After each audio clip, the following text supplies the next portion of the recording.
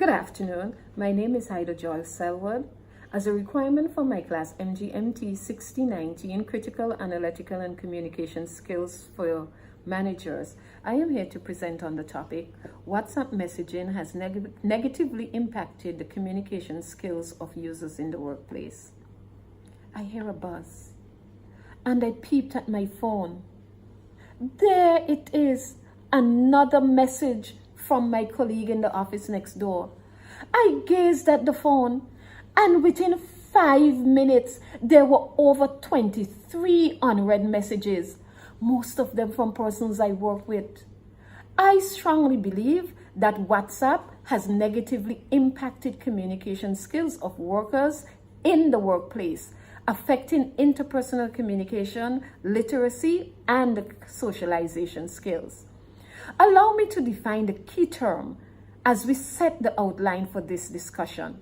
According to reference.com, WhatsApp is a social media app that allows you to transfer various types of information and files from one person to another via a smartphone. A study conducted in July of 2018 by CCS Insight surveyed 672 employees in the US and Western Europe about their attitudes towards digital technology in the workplace. The result of the survey indicates that WhatsApp now ranks as the most widely used mobile app in business. At the Ministry of Education, where I am employed, WhatsApp is the most popular means of communicating among staff. I am in 4 different WhatsApp chat groups. Proponents of WhatsApp contend that this form of communication helps to strengthen professional relationships. Users can communicate quickly and easily, and it enables collaboration. Despite these benefits, I will outline 3 points to show how WhatsApp as a tool for communication has negatively affected users in the workplace in their interpersonal communication, literacy, and socialization skills. Firstly, interpersonal communication is affected. In an online article entitled 10 Steps to Improve Your Workplace Communication Skills, Peter Jones posits that interpersonal communication is the lifeline of the office. When there is a gap in interpersonal communication, it creates an unhealthy dynamic in the workplace. Using WhatsApp as a mode of communication takes away from the nonverbal communication and listening skills. Most often, the message sent is impersonal.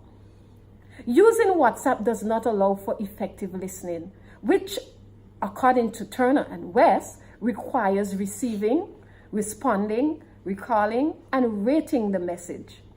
Even though you can respond to the message, it's not the same as looking at the person, listening politely, and repeating what they have said. Many times, WhatsApp messages are misinterpreted because of the lack of the appropriate nonverbal cues. Emojis, for example, that are misplaced and mistimed can create many problems because the receiver is left to formulate their interpretation of the symbol, which is often wrong.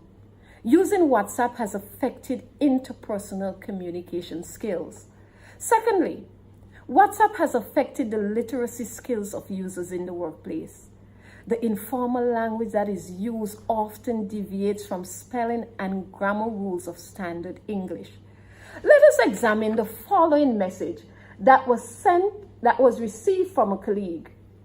Hey everyone, the meeting with the new minister takes place later today in the conference room. See you there, followed by an emoji sign of a smiley face. Clearly, we can identify words that are abbreviated.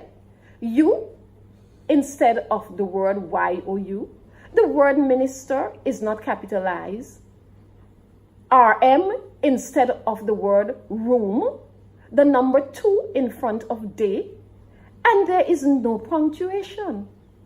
These are only a few of the everyday grammatical errors and shortcuts used in WhatsApp messages. What impression is left on the mind of the receiver? In the book, A Guide to Managerial Communication, Munter and Hamilton argue that when writing, we must be mindful of the receiver and how they will interpret the message. When words are shortened, sentences poorly constructed, and words incorrectly spelled, it can be interpreted as unprofessional and perceived as incompetent. Professional writing is important and should be adhered to even when messaging in the workplace. Thirdly, using WhatsApp as a communication tool has affected our socialization skills. The availability and convenience of WhatsApp has removed the human element from our communication. There was a time when the office used to be a buzz with chatter. People spoke to each other and expressed ideas and thoughts. This allowed for face-to-face interaction, and you were able to pick up on nonverbal cues. Today, your colleague sitting in the office next to you can no longer share a simple chat. Instead, a message is sent asking you to review the document in your email. Face-to-face talks are only reserved for those occasional meetings.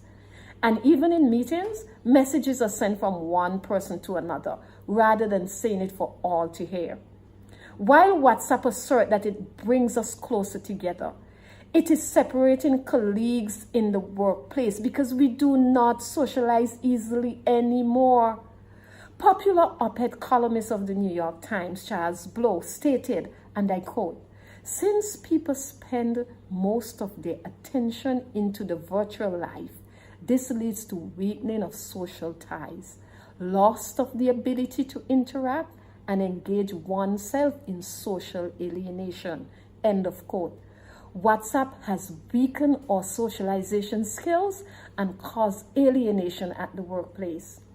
WhatsApp, like many other social media tools, are very useful for communication in this modern era.